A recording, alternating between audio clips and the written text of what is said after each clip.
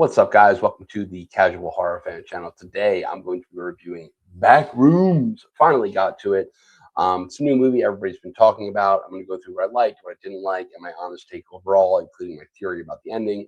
By the end of the video, you should be able to get a read on whether this is worth your time. So, first, a little background. This director, Kane Parsons, featured directorial debut, adapting his own viral web series in the Backrooms creepypasta into a full movie from the beloved A24. It stars, I'm going to struggle with this name, guys. It's Chiwetel Ejiofor as Clark, and he has a failing furniture store, and he is a failed architect. It also has Renate. She plays Dr. Mary Klein. It's his therapist. So if you spent any time online, you've probably heard about the Backrooms concept. It's basically this idea of getting stuck in an endless maze of empty office hallways that shouldn't exist. This movie takes that concept and turns it into a full feature. That's the world we're stepping into. We're going to start off with talking about what I liked about the movie. So we're going to go through what I liked, what I didn't like, and then my final thoughts. The acting is phenomenal. Chiwetel, I'm going to call him Clark, is excellent as a lead, and Renate is just as strong. She may not be as strong, but she's excellent right beside him. If I had to pick the single best thing about this movie, maybe not the single best thing about this movie, but what I really liked is the sound design. It has a way of making you things that like should just be kind of uncomfortable and odd and making them kind of terrifying at moments. It kind of borrows from older movies that didn't have the technological advancements that we have today, so it had to make things creepier with sound to design. The other thing is like it sort of has this found footage style. I definitely wouldn't call this a found footage film, even though there's a lot of like found footage aspects to it. When I consider things like found footage, it's like, oh, we found this tape and you won't believe, or like we recorded Deborah Logan, you know what I mean? It's like supposed to be real. This isn't that, right? It's just like using a tape recorder because, like, I don't know, but it gives you this like POV experiencing that's extremely encapsulating, and you genuinely feel like you're trapped in the back rooms with them. Additionally, from the first scene, when we enter into the back rooms, it's extremely unsettling. And probably the crescendo of the movie, at least for me, is the kitchen scene. It's absurd, it's surrealist, it's uncomfortable in a really, really good way. It made me feel anxious at a level I was actually concerned about having a panic attack. I was like, should I like walk out? You know, and that's, I don't know, it's not really what I look for in a movie, but I have to applaud a movie that's able to do that. Now let's get into what didn't work for me. And a lot of this stuff is going to be personal preference. So the beginning of the movie to me is just boring. And honestly, you could say that about a good chunk of the whole thing.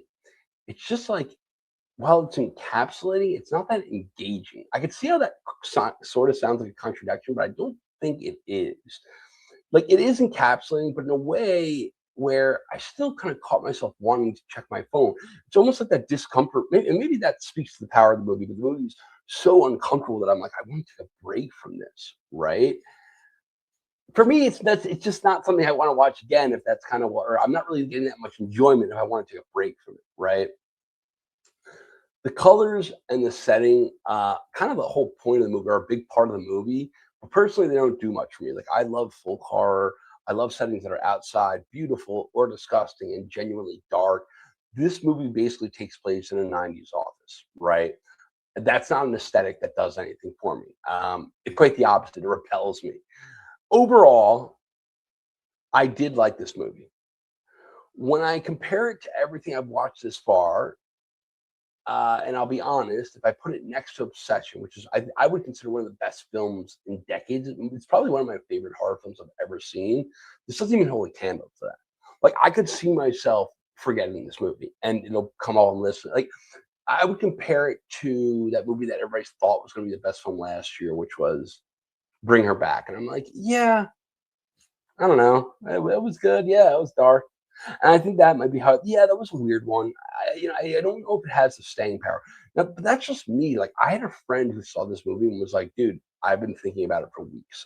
Even though I had a sort of semi-traumatic experience watching this, now that it's over, I'm like, eh. I also, okay, here, a quick spoiler.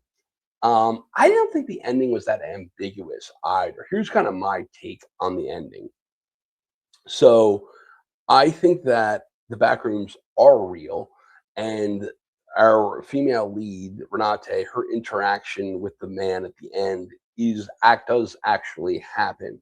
The reason I think the man is real and he's just not another part of, or another illusion or part of this backrooms is because there's a scene earlier where he sees an ad for Captain Clark's place and his face kind of like perks up. And I think there's another scene where he's on video watching them, but I may have just misremembered that. So definitely the first one, maybe not the second one.